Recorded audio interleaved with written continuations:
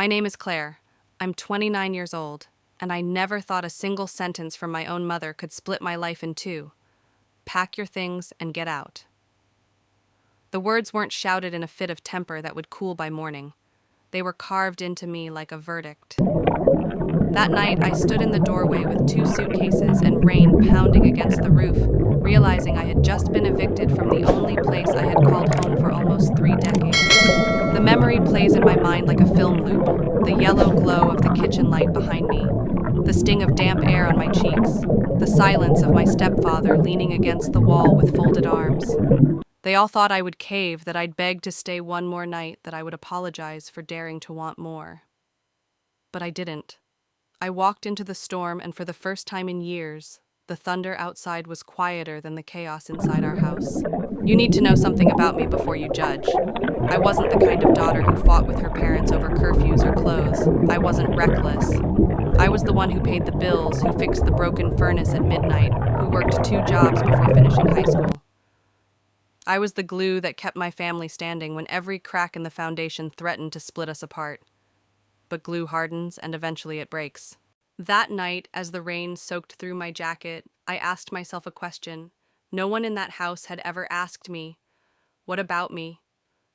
For 14 years, I had asked, "What about them? What about Mom's grief? What about my stepfather's job loss? What about my younger brother's tuition, his car, his future?" I had carried their whatabouts until my back was bent. But my own needs, my own dreams, my own independence had been locked away in a drawer gathering dust. Leaving wasn't just about stepping into the rain. It was about stepping into uncertainty.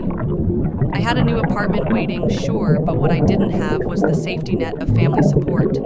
I was terrified. And yet underneath the fear was something sharper, something I hadn't felt in years: relief. It was like slipping out of a straitjacket I'd forgotten I was wearing. When people hear this part of my story, they often ask, "Why didn't you just stay quiet, keep paying the bills?" It was working, wasn't it? And maybe from the outside, it looked like it was. But you can't measure the cost of silence on a balance sheet. It drains you in invisible ways, in lost years, in broken relationships, in a constant gnawing feeling that your life doesn't belong to you. I had reached the point where continuing would have been worse than leaving. As I pulled away from that house windshield wipers, fighting the downpour, I thought about the irony they believed I couldn't survive without them. But the truth, they couldn't survive without me. And I was about to prove it, not because I wanted revenge, but because I had no other choice but to reclaim the life that had been slipping away since I was a teenager. This right here is the beginning of my story, the night when obedience ended and ownership began. The night when family obligation gave way to personal liberation. And if you've ever stood at a doorway torn between staying in the prison you know or walking into the storm of the unknown, then you'll understand the weight of my decision. Because sometimes freedom doesn't arrive with fireworks. Sometimes it arrives in the sound of a mother's voice telling you to leave, and the quiet resolve in your heart that says, "Okay, I will."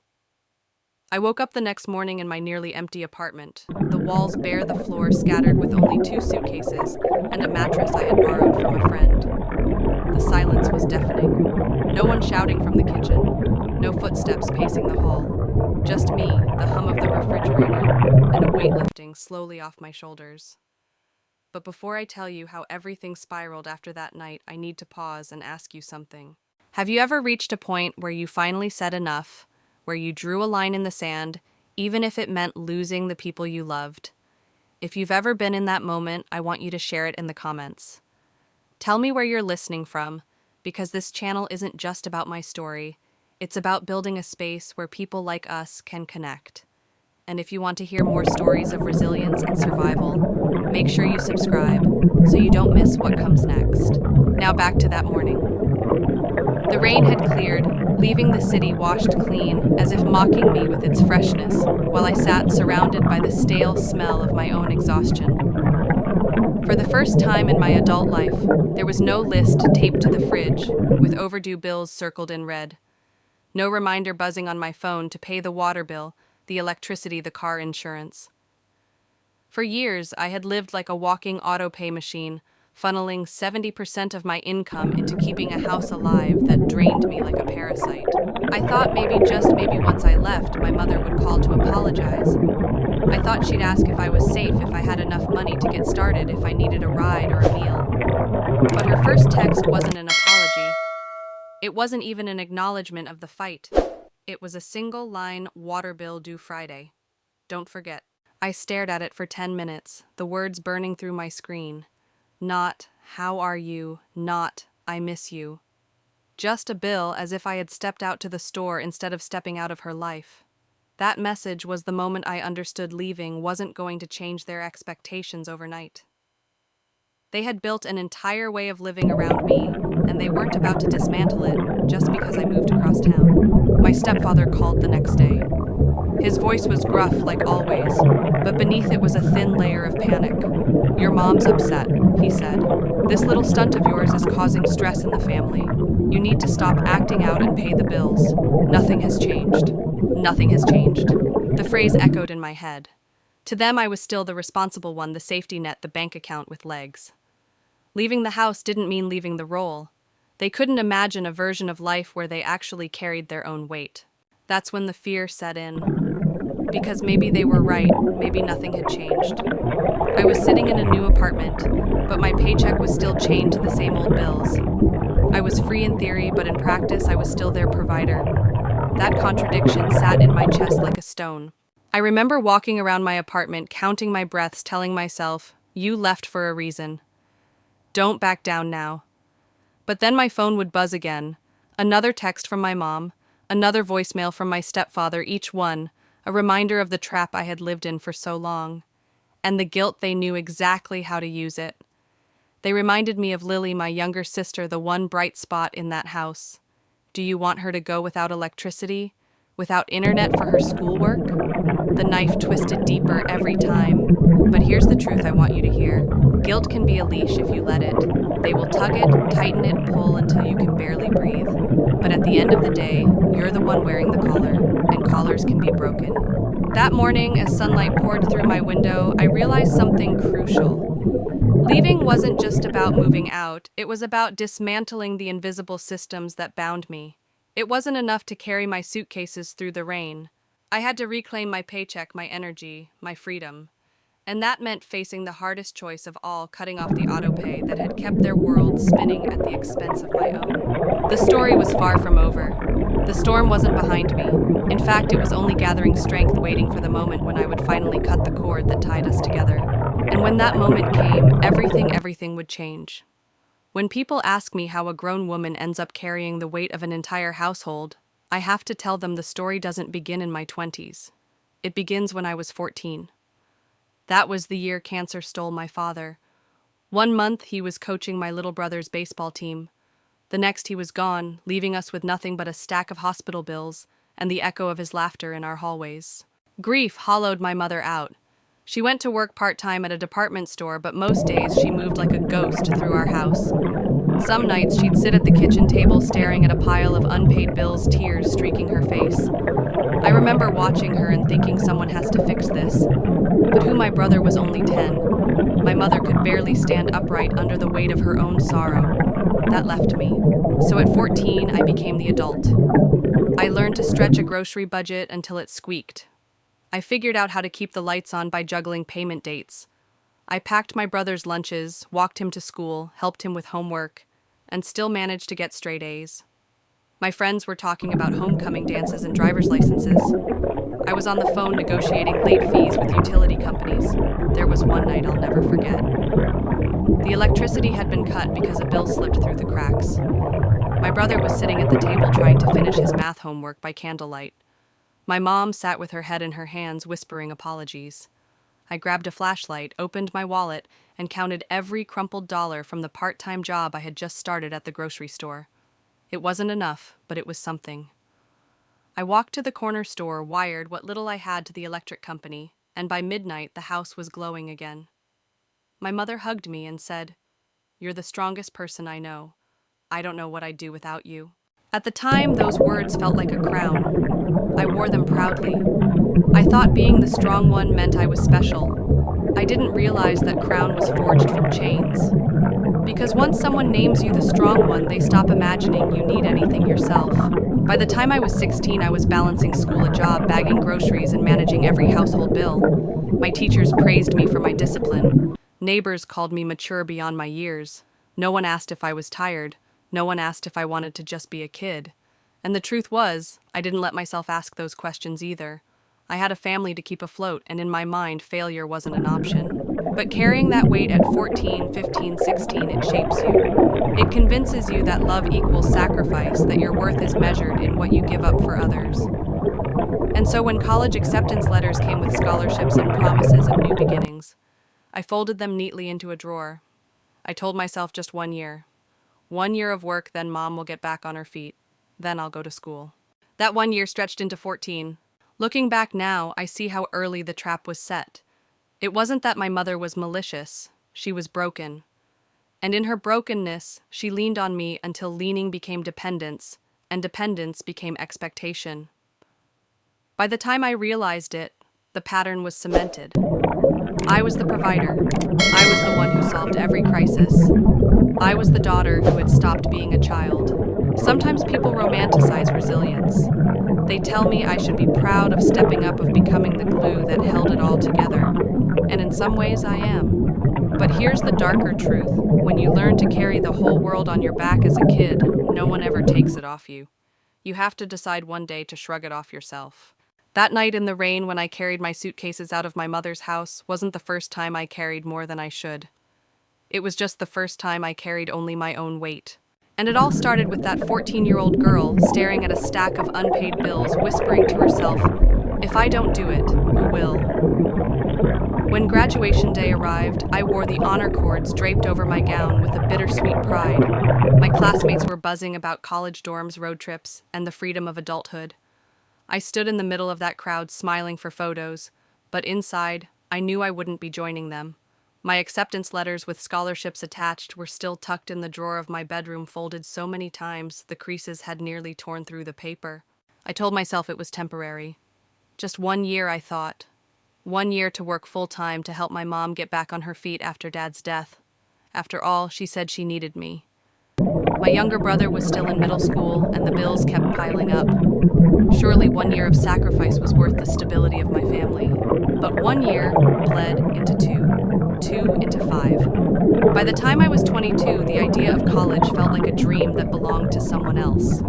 I was working long hours, first as a cashier, then a receptionist, climbing step by step to a junior accounting position without ever setting foot in a lecture hall. My life had narrowed into a single loop: work, pay bills, keep the house running. It wasn't just the money, though. That was a huge part of it. It was the mindset. When you're young and the responsible one, it's frighteningly easy to convince yourself that your dreams can wait. You think you're just pressing pause. You don't realize that every year of pause becomes another brick in the wall between you and the life you imagined. I watched my friends post photos of dorm parties, of college road trips, of first apartments decorated with thrift store finds. I scrolled through pictures of engagement announcements and starter homes. Meanwhile, I was standing in line at the bank, making sure the mortgage on a house I didn't even own was paid on time. I was filling out paperwork for car insurance on vehicles I didn't drive. There was one night when the unfairness of it all hit me so hard, I couldn't breathe. I had just finished a 60-hour work week at the firm, and I came home to find my stepfather, who had lost yet another job, sprawled on the couch watching a premium cable package I was paying for. My mom was sitting at the kitchen table complaining about stress while eating takeout I had indirectly funded. And in the corner sat my scholarship acceptance letter, yellowing with age, a relic of a life that had slipped away. I wanted to scream. I wanted to shout, "Do you see me? Do you see what I've given up for you?" But instead, I went to my room, closed the door, and set my alarm for the next morning. Because if the bills weren't paid, the lights would go off and no one else was going to fix it. Looking back, I can see how dangerous that pattern was. Responsibility is a noble thing, but when it's twisted into obligation without end, it becomes a prison. My 1 year had turned into nearly a decade, and my 20s, the years when I should have been building my own future, were traded away to keep my family comfortable. People like to tell stories about sacrifice as if they're pure, as if giving up everything for family makes you a saint. But here's the ugly truth. Sacrifice without boundaries doesn't make you noble. It makes you invisible. And invisibility is exactly what I became in that house. By the time I realized how far gone I was, it wasn't just about missed college classes or empty savings accounts. It was about something deeper. I had stopped seeing myself as a person with dreams and started seeing myself only as a function, a wallet, a provider, the steady one who could be counted on to clean up the mess. That's why, when people ask me why I didn't fight harder for college, why I didn't just pack up and go, I tell them when you're conditioned to believe everyone else's survival depends on you. Leaving doesn't feel like freedom. It feels like betrayal. But the truth I wish I had learned earlier, is that betraying yourself is the worst kind of betrayal there is. And it would take another decade before I finally chose not to betray myself anymore. When my mother remarried, I wanted to believe things would get easier. For years, I had been carrying the weight of the household on my shoulders. So when she introduced her new husband, Mark, I thought naively that maybe he would share the load. Maybe we'd finally have another adult in the house to help cover bills, handle repairs, and bring some stability back into our lives. That hope lasted less than a year. Mark was charming at first. He talked about big plans, about starting his own business, about how he was going to provide for all of us.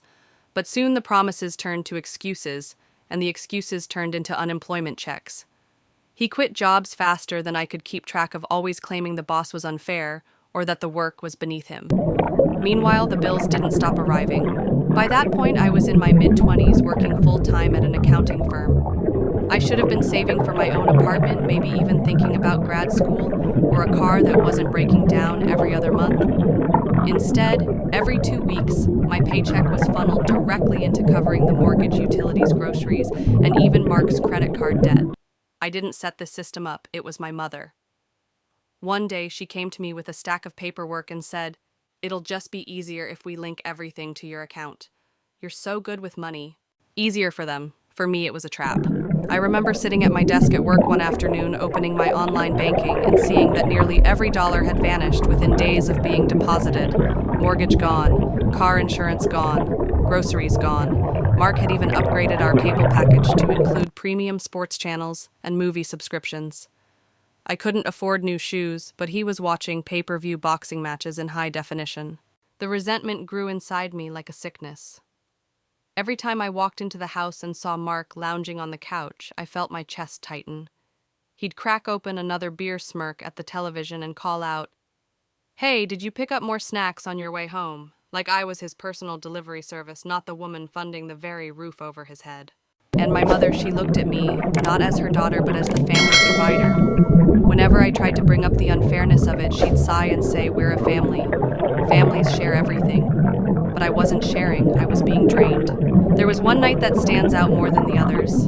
I came home late from work after closing out a grueling quarter at the firm. My manager had praised me for pulling off a complex report under impossible deadlines. I should have felt proud. Instead, I walked through the door and found Mark throwing a fit because the Wi-Fi had been shut off. Why? Because the payment had been missed again. Not by me, but because Mark had rerouted the automatic transfer for his own expenses. I lost it that night. My voice cracked as I shouted, "Do you realize I'm killing myself to keep this house running, and you're sabotaging it for your entertainment?" He just shrugged. My mother rushed in, telling me not to make a scene. And then this part still stings. She told me I was being selfish. Selfish because I dared to ask for accountability. It was in that moment I realized something critical. This wasn't about survival anymore. This was about control. My mother and Mark had built a system where I was the engine that kept everything running, and they had no intention of letting me off the hook. The cruel irony was that I was working in finance, helping clients manage their wealth while I had none of my own. My entire paycheck was swallowed whole before I even touched it. Vacations impossible, emergency fund non-existent. My friends were traveling, buying homes, and starting families. I was stuck in a house that wasn't mine, living paycheck to paycheck, shackled to responsibilities that were never supposed to be mine. And the scariest part, I started to believe this was normal, that this was simply my role in life. Provider, fixer, the strong one. But late at night, when the house was quiet and I stared at the ceiling, unable to sleep, a voice in the back of my mind whispered, "This isn't living. This is survival for someone else's comfort. And one day, if you don't leave, you'll die here having never lived at all." That voice was right. The first time I tried to push back, it felt like I was standing in a courtroom where both the judge and the jury had already decided my guilt. I came home from work one Friday, still in my blazer, exhausted from another week of late nights at the office. I dropped my bag on the counter and said calmly but firmly, "I can't keep paying for everything. I need to start saving for my own future." My voice was steady, but my heart was pounding like I had just confessed a crime. The silence that followed was thick. Mark looked up from the couch, a beer dangling in his hand, and smirked like he'd been waiting for this moment. My mother's face hardened. She crossed her arms and said, "So what are you saying? You're abandoning your family?" That word abandoning landed like a slap. Suddenly, I wasn't a daughter who had been carrying the weight of the house for nearly a decade. I was a deserter, a selfish child who dared to imagine a life outside the walls of obligation. Mark piled on. "You know, a real family doesn't keep score. You're acting like some accountant instead of a daughter." He said it with that mocking tone that always made me want to shrink into myself. My own stepfather reducing me to a walking wallet, accusing me of treating love like a spreadsheet. The guilt hit hard. My throat tightened and I found myself fumbling, trying to explain I'm not saying I won't help. I want to build something for myself too, but they didn't hear me. Or maybe they didn't want to. My mother's voice rose sharp and cutting.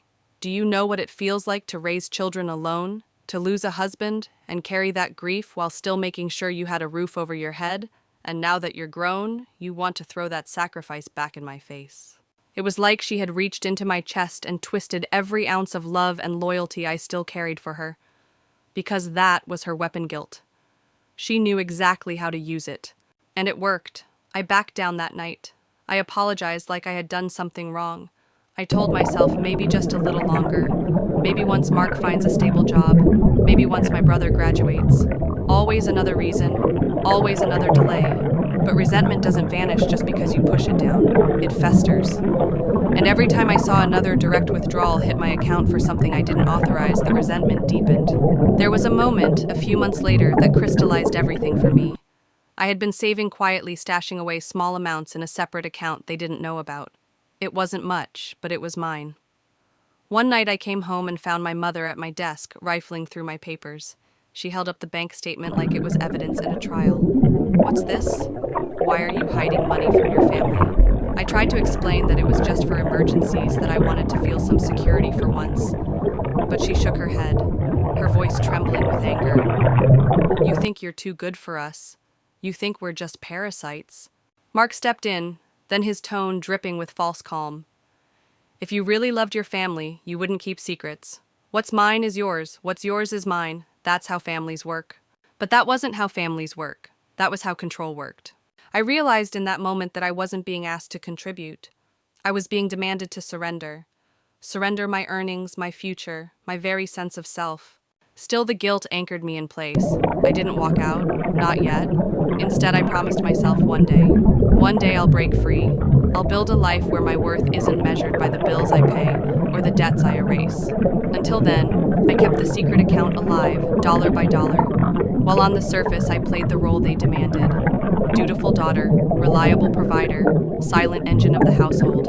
But deep inside, a shift had begun. For the first time, I wasn't just dreaming of freedom, I was planning it. And the more they tried to bury me in guilt, the stronger that seed of defiance grew.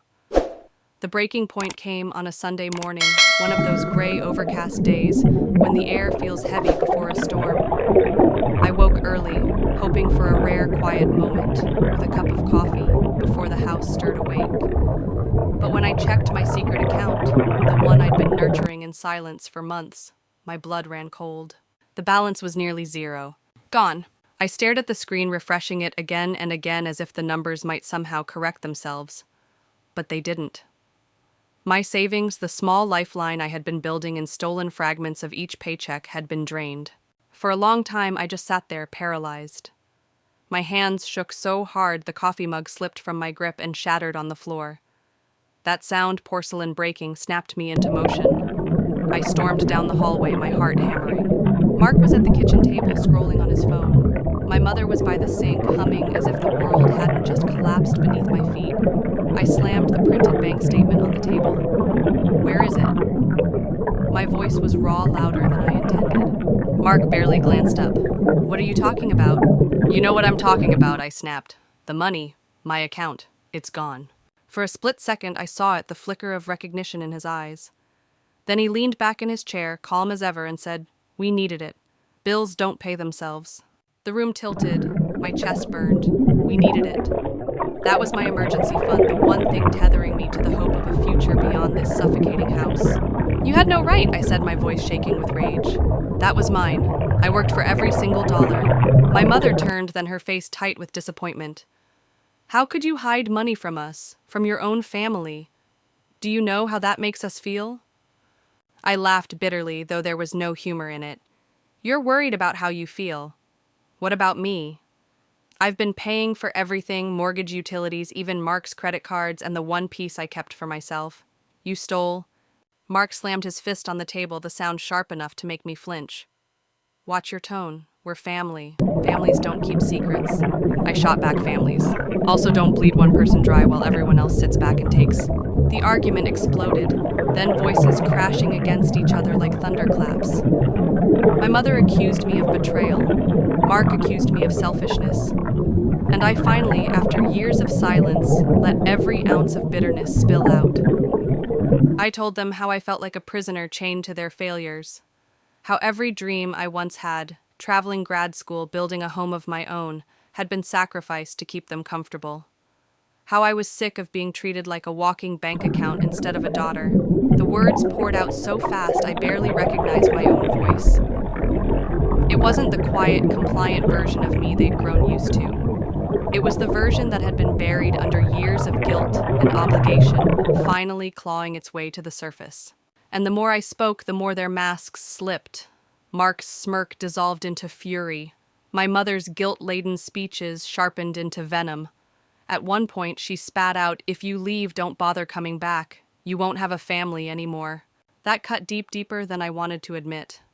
Because as much as they had taken from me, they were still my blood.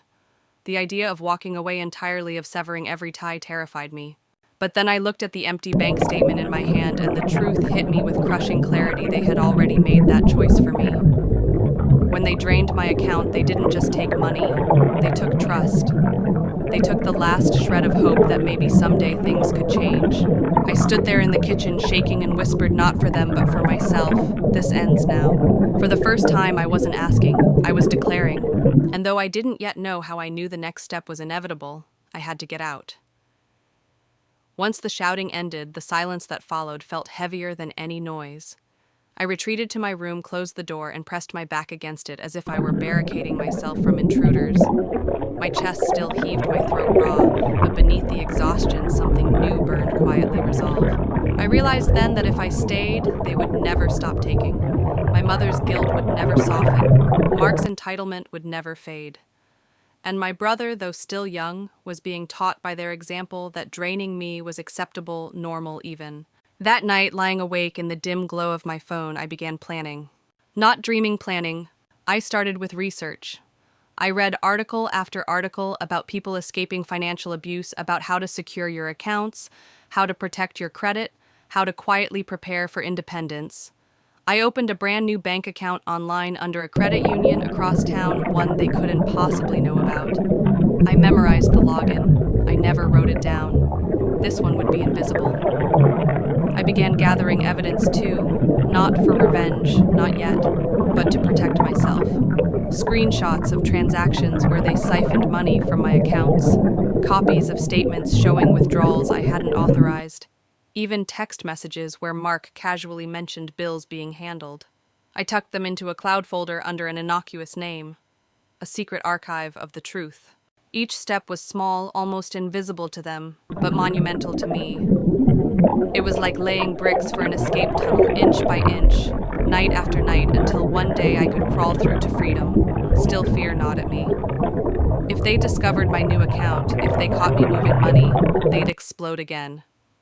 And this time I wasn't sure I'd survive the fallout.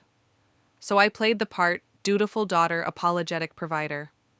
I kept paying what they demanded, nodding when my mother threw guilt my way, biting my tongue when Mark boasted about our family pulling together. But behind that mask, I was siphoning. Every overtime shift I worked, I sent the extra pay directly to the new account.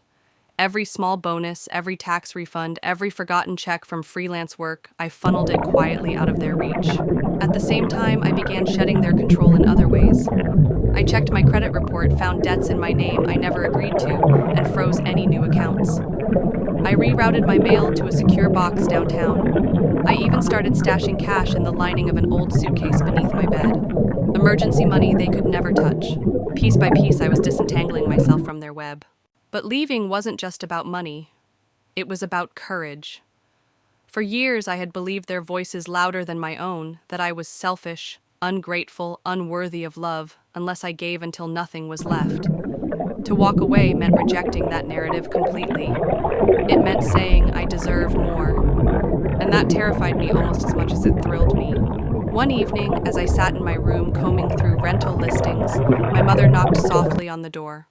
Her voice was sweet, almost gentle, and she carried a plate of food. She set it down on my desk and said, "I know things have been tense, but you know I love you, right?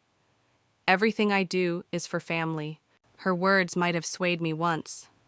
They might have tethered me back to guilt, made me second-guess the secret tunnel I was digging. But now I saw them clearly, not as love, but as chains disguised in velvet. I thanked her, forced a smile, and let her leave. Then I shut the door and whispered to myself, they'll never see it coming. Because by then, my plan was no longer just a fragile thought, it was a blueprint. All I needed was the right moment. And though I didn't know it yet, that moment was closer than I imagined. The right moment came sooner and sharper than I could have prepared for. It was a Friday evening, the kind where exhaustion drapes itself over you like a wet coat. I had just finished another grueling overtime shift, and all I wanted was to collapse into bed. But when I walked through the front door, I froze. Mark was sitting in the living room, my laptop open on his knees. My stomach dropped. He looked up with that smug grin, the kind that always made me feel 10 inches tall. "What's this?" he asked, turning the screen toward me. On it was one of my hidden rental listings. My blood went cold. I thought I'd been careful clearing my history using private tabs, even bookmarking nothing. Somehow he'd still found it. "I knew you were hiding something," he said. "Planning to run off, leave us high and dry after everything we've done for you." Everything they'd done for me. I almost laughed at the absurdity. Instead, I clenched my fists so tight my nails bit into my palms. "That's none of your business," I said, trying to sound steady. But my voice wavered, betraying the storm inside me. Mark's grin widened. "Mom was right. You're selfish. You think you can just walk out, keep your money for yourself, and forget about family. Guess what, sis? Family doesn't forget about you." I could hear my mother's footsteps now coming down the hall, her voice sharp. "What's going on?" Mark announced it like a grand betrayal. "She's been planning to leave. She's been hiding money. Look at this." He shoved the laptop toward her. The world seemed to slow as she scanned the screen, her face hardening with every second. Then she looked at me, her voice trembling, not with sadness, but with fury barely contained. "After all we've sacrificed, this is how you repay us, sneaking around, abandoning your brother." I felt cornered, the walls closing and my secret tunnel of escape collapsing before it was finished. But something inside me snapped then. I was done apologizing, done explaining, done playing the role of the guilty provider. "I'm not abandoning anyone," I said, my voice steady this time. "I'm saving myself. Because if I don't, I'll lose everything. You've already taken my money. You've taken my dreams. I won't let you take my future." The room went silent. My words hung in the air like smoke after an explosion. For the first time, I saw fear flash in my mother's eyes, not fear of losing me, but fear of losing control. Mark's jaw tightened. "If you walk out that door, don't expect us to be here when you come crawling back." I met his glare, my heart pounding, but my voice calm. "Then don't be here, because I won't crawl." That night, I locked my door, shaking but resolute. I knew my cover was blown. The timeline had shifted. If I wanted to leave, I couldn't wait for the perfect moment anymore. I had to accelerate my plan. I packed quietly, documents, cached the clothes I could carry in one suitcase. Every movement was deliberate, silent, as though I were dismantling chains, one link at a time. Before dawn, I sat on the edge of my bed, staring at the packed bag. Freedom was inches away, but fear gnawed at me. Where would I go? Could I afford it? Would I be strong enough alone? And then another question rose sharper, cutting through the fog of doubt. What happens if I stay? The answer chilled me. If I stayed, I'd keep drowning until there was nothing left. So I stood, lifted the suitcase, and whispered to myself, go. And though the story didn't end there, though, battles still waited on the other side of that door. One thing had changed forever. I had chosen myself.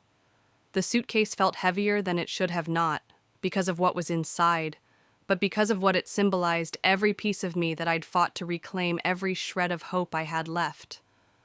When the door shut behind me with a quiet click, it was the loudest sound I had ever heard. For a fleeting moment, I felt free. The dawn air was cool against my skin, crisp with the smell of wet pavement after last night's rain. I pulled the suitcase to the curb, hailed a cab, and whispered an address I had memorized, a small extended-stay motel across town. Nothing glamorous, just four walls and a lock that no one else controlled.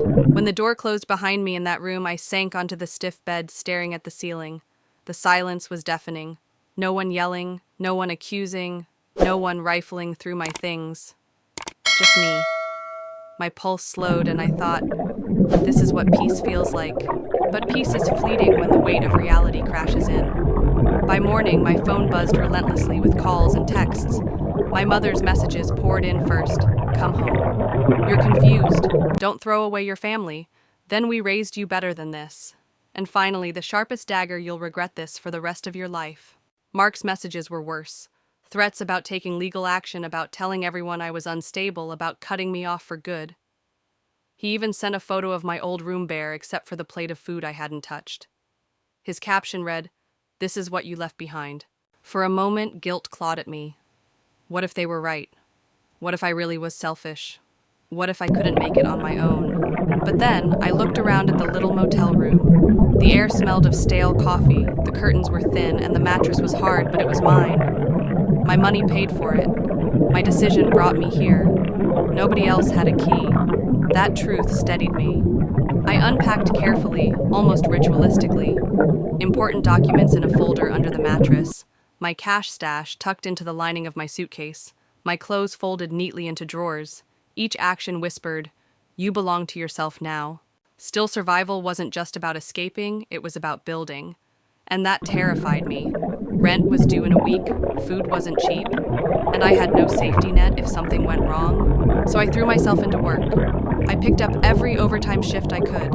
I skipped little luxuries, no takeout, no movies, no new clothes.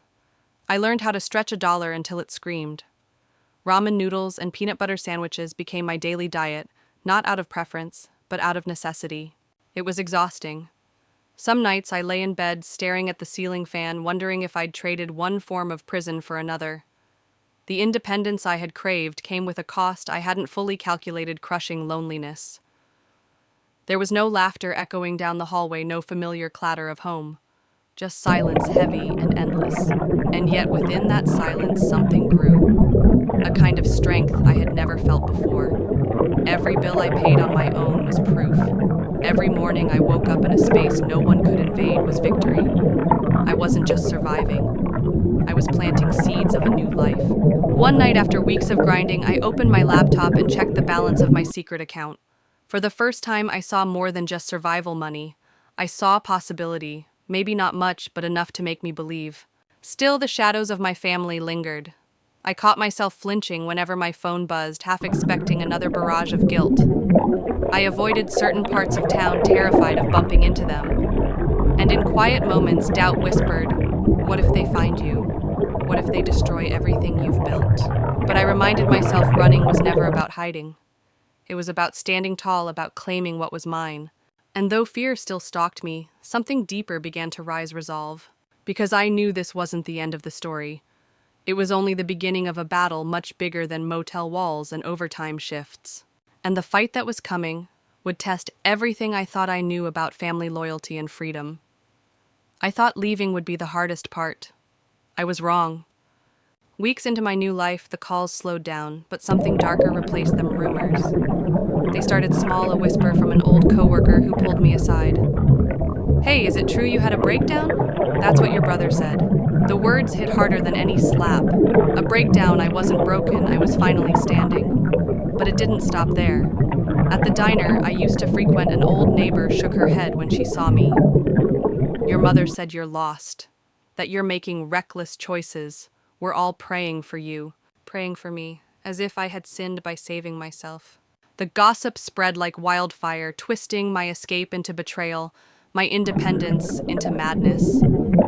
Mark painted me as unstable, selfish, ungrateful. My mother spun the narrative of a prodigal child gone astray, and people believed them. Why wouldn't they? Family stories carry weight even when they're laced with poison. The worst part wasn't strangers believing lies, it was people I once trusted. A friend from high school unfriended me online. My old boss pulled me aside and asked if I needed professional help. Even my landlord raised an eyebrow when I paid rent in cash. My reputation, something I'd built with years of honesty and hard work, was unraveling because of two voices determined to keep me under their control. For nights, I cried into my pillow, anger mixing with despair. I had left to be free, but they had found another way to chain me through my name. And in America, once your name is tainted, doors start to close. But here's the thing about lies, they crumble when truth walks in. And I realized if I wanted to reclaim my life, I couldn't just hide in a motel room. I had to fight back. I started small. I saved every text, every voicemail, every manipulative word they threw at me.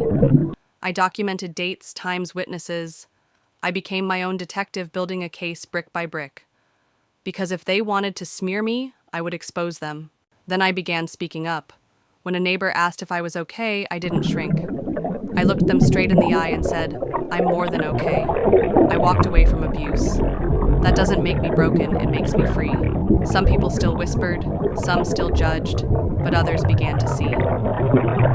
I noticed little shifts, the diner waitress sliding me a coffee on the house, a coworker nodding with quiet respect, a stranger at the bus stop saying, good for you. Not many have the guts. Still, the war wasn't over. My family escalated. One day I came home to find an envelope slipped under my motel door.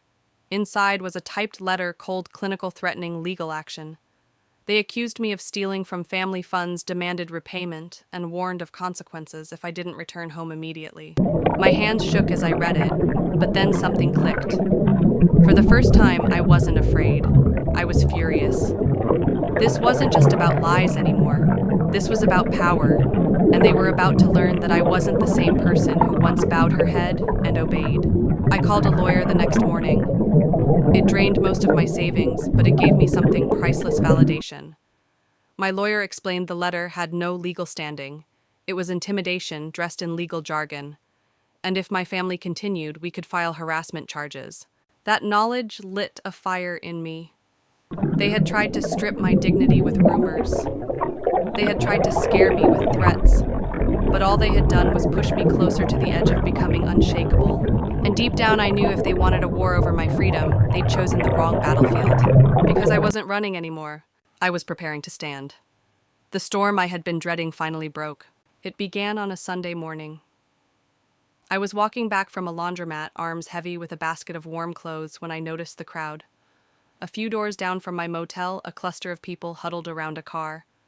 And there at the center was my mother, her voice sharp, her hands waving dramatically as she told anyone who would listen how I had abandoned the family. The words cut through the air like blades. She spoke of me as though I were some wild child, reckless and dangerous. She claimed I had stolen money, that I was living off charity, that I had broken her heart beyond repair. My stomach turned cold. These weren't whispers anymore. This was public execution, character assassination staged for maximum effect. I froze. My first instinct was to turn around, to hide, to let the lies swirl without me there. But another part of me, the part that had been forged in motel rooms and late-night tears, wouldn't allow it. My feet carried me forward, each step steadier than the last, until I stood just feet away from her.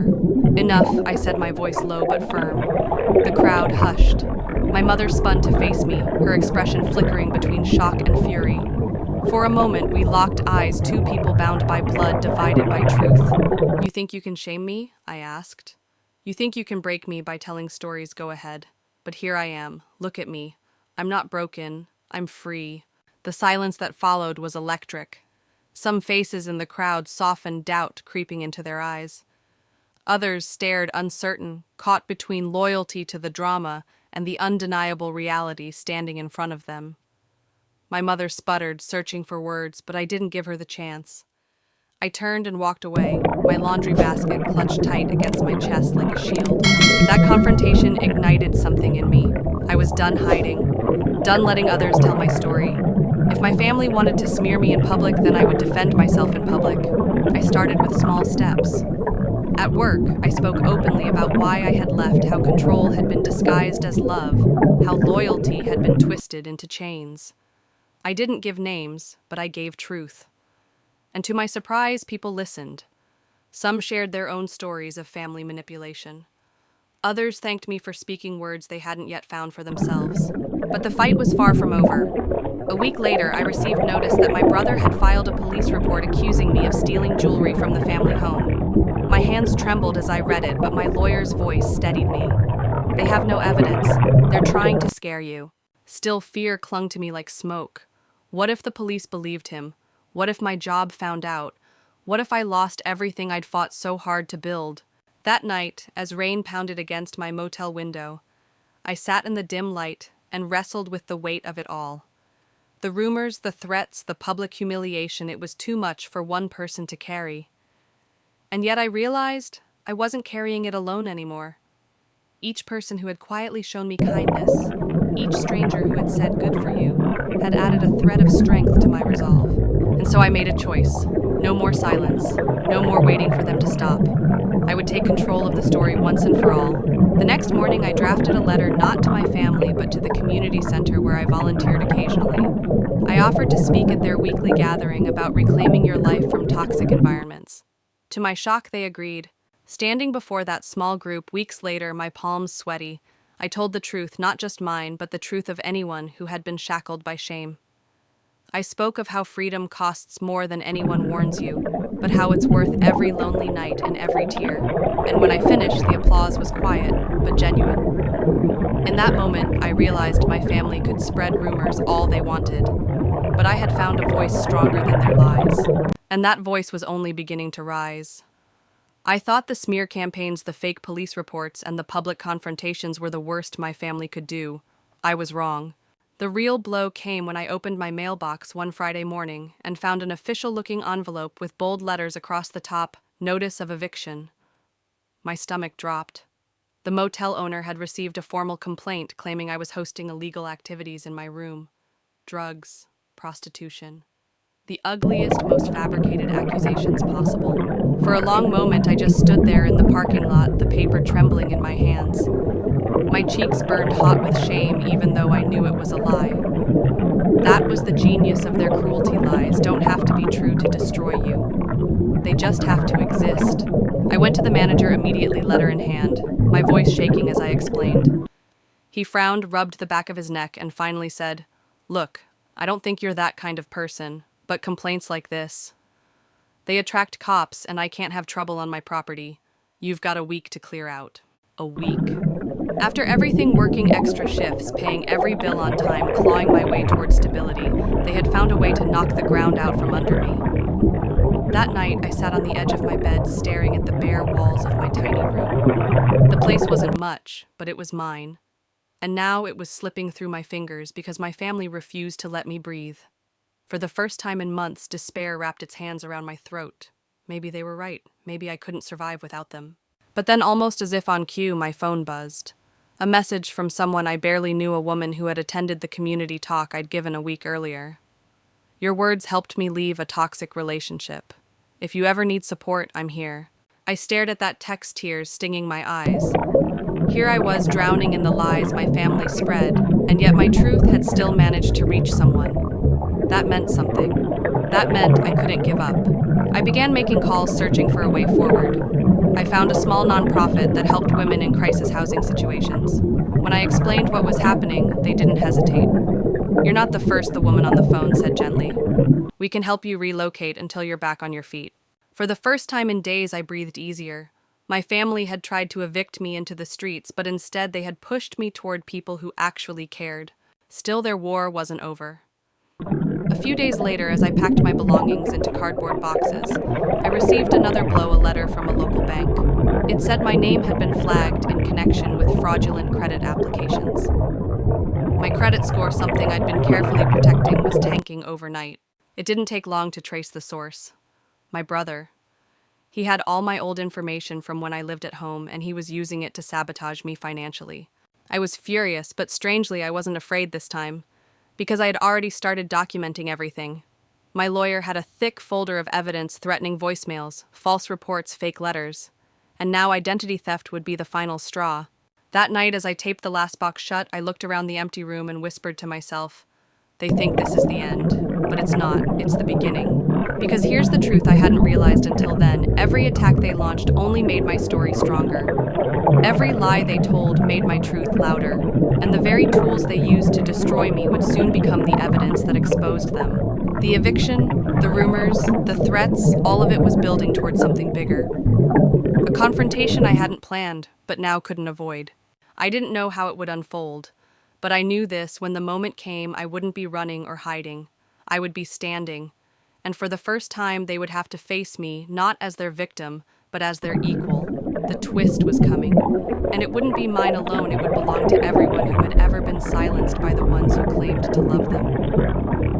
The confrontation came faster than I expected. I was just settling into the temporary apartment arranged by the nonprofit when I received a call from my lawyer. His tone was urgent. "They've overplayed their hand," he said. "Your brother's fraudulent credit applications. We've got enough evidence to open a full case. And once that's on record, everything else they've done will come into question." My pulse quickened. For months, I'd been reacting, dodging rumors, moving rooms, picking up the pieces of their sabotage. But now, for the first time, I had a weapon of my own proof. We filed the complaint. Within days, the bank confirmed what we already knew. The applications had come from my brother's IP address. That one mistake cracked their fortress wide open. Suddenly, the lies about drugs theft and abandonment looked exactly like what they were, lies. But the real twist wasn't in the legal paperwork. It happened in public. 2 weeks later, the community center invited me back, not just to speak, but to share my story on a live stream watched by hundreds. At first, I hesitated. Going live meant exposure. My family could see it, twist it, mock it. But then I thought about the eviction notice, the police report, the smear campaigns. They had already dragged me into the spotlight. Why not step into it on my own terms? So I agreed. The night of the event, I sat in front of a simple microphone, the glow of the camera light reminding me that dozens, maybe hundreds, were watching. My hands shook, but when I opened my mouth, the words flowed like they had been waiting for this moment all along. I told the truth. How my family's love was conditional, how control disguised itself as care, how loyalty was demanded but never reciprocated. I didn't use names, but I didn't need to. The patterns spoke for themselves. And then, at the peak of the story, I revealed the twist: that the very people trying to paint me as unstable, irresponsible, untrustworthy were now under investigation for fraud. That their lies had become the rope tightening around their own necks. The chat box exploded with messages. "Stay strong, that's justice, you're not alone." For the first time in months, I felt something more powerful than fear. I felt vindication. But the twist didn't end there. The livestream was shared, reshared, and within days, people from my hometown, neighbors, teachers, even old family friends had seen it. And suddenly the narrative shifted. Where once they'd whispered about me being the troubled one, they now began questioning why a family would go to such extremes to destroy one of their own. The rumors my parents and brother had so carefully planted began to wither under the sunlight of truth. And in their place grew something I hadn't dared hope for: respect. Not sympathy, not pity, respect. Of course my family was furious. My mother left a voicemail, her voice cracking with rage, accusing me of humiliating them in front of everyone. But for once, her anger didn't pierce me. It bounced off harmless because I had already reclaimed the one thing she could never take back: my voice. And here's the wildest part: after the live stream, other people reached out. Strangers. They shared their own stories of betrayal, of toxic families, of breaking free. And with every message, I realized the truth: this wasn't just my battle anymore. This was a war being fought quietly in thousands of homes. I had simply spoken it aloud. That's when it hit me: my family hadn't just failed to silence me. They had turned me into something they never intended to witness, a voice for others. The twist wasn't that I had survived, it was that I had transformed. And no eviction, no rumor, no forged signature could undo that. I used to believe freedom was something granted, something a parent, a partner, or even society could hand you if you behaved well enough. But standing here now, months after the storm, I understand freedom is something you seize even if it costs you everything. After the live stream, my family's power crumbled piece by piece. The fraud case against my brother moved forward, and the more investigators dug, the more they uncovered not just about him, but about financial dealings my parents thought would stay buried. Their empire of manipulation was unraveling in front of the very community they once controlled with whispers. But instead of feeling vengeful, I felt light. I didn't want to dance on their downfall. I wanted to walk away, to finally live without the constant weight of their shadows pressing against me. So I did. I moved into a modest apartment with sunlight streaming through the windows and a little balcony where I could grow herbs in clay pots. I decorated the walls not with expensive art, but with photos I'd taken myself on long walks, sunsets, street murals. Even the graffiti that once made me feel unsafe now looked like symbols of survival. Every morning I brewed coffee, sat on that balcony, and breathed air that belonged to me. Not borrowed, not conditional, mine. Of course, healing wasn't instant. There were nights when I jolted awake, convinced another eviction notice or police call was waiting outside my door. There were mornings when guilt whispered that maybe I'd gone too far by speaking out. But with each passing day, the whispers grew weaker, drowned out by something louder, the steady rhythm of my own life. The nonprofit I once leaned on now invited me to speak regularly, and my small talks turned into workshops. I wasn't just telling my story anymore, I was helping others find the courage to tell theirs. And every time someone pulled me aside afterward, eyes wet with tears, and said, "That's my story too," I felt the circle widen. The freedom I fought for wasn't mine alone. And that I realized was the final act of defiance, not revenge, not punishment, but legacy. Because my family tried to erase me, and instead, they etched my voice into the lives of strangers who would never forget it. So if you've been listening to my story, waiting for the moment where I say, "This is how I won here," it is I won by refusing to be silent, by refusing to let fear, shame, or blood ties chain me to a life that wasn't mine. I walked away, and I didn't just survive, I created something stronger. And maybe you're sitting there, headphones in, wondering if you could ever do the same. Maybe your prison looks different: an overbearing parent, a manipulative boss, a circle of friends who thrive on keeping you small. Let me tell you this, you don't have to wait for permission. Freedom doesn't arrive in a letter or a gift. It arrives the moment you decide to take it. So if my story has stirred something inside, you don't just close this video and move on. Think about what chains you're ready to break, and if you're brave enough, share it in the comments. Your words might be the lifeline someone else needs. And if you want to keep walking this journey with me, don't stop here. I've shared another story that dives even deeper into breaking cycles of control. Click through and stay with me. Because the fight for freedom isn't just my story, it's ours. When the dust finally settled, I found myself drawn back to the smallest, simplest rituals of living. The clink of a mug on a kitchen counter, the way late afternoon light cut golden stripes across the floor, the sound of my own laughter, startling at first, like a voice I hadn't heard in years. For so long, survival had been about defense, deflecting rumors, dodging attacks, bracing for betrayal. But now life was beginning to feel less like a battlefield and more like a garden. Each day I watered something new: trust, peace, patience, and watched as it slowly, quietly grew. There were scars, yes, moments I couldn't erase, words I couldn't unhear, nights when fear still crept in like a thief. But scars are not just reminders of pain. They are evidence of healing, proof that the wound closed that I endured. Sometimes I'd walk past a mirror and barely recognize the person staring back. Not because I had changed beyond recognition, but because for the first time I saw myself without the shadows of someone else's expectations draped over my shoulders. And in that reflection, I learned the truest lesson of all: family is not defined by blood, but by love, by choice, by the people who show up not out of obligation but out of care. If you've carried the weight of silence, of control, of someone else's story written over your own, I hope mine reminds you that there is another side. Freedom isn't a sudden sunrise. It's the slow, steady unfurling of light after a long night. And when that light finally reaches you, don't rush it. Let it warm you, let it heal you, let it remind you you were always meant to be free.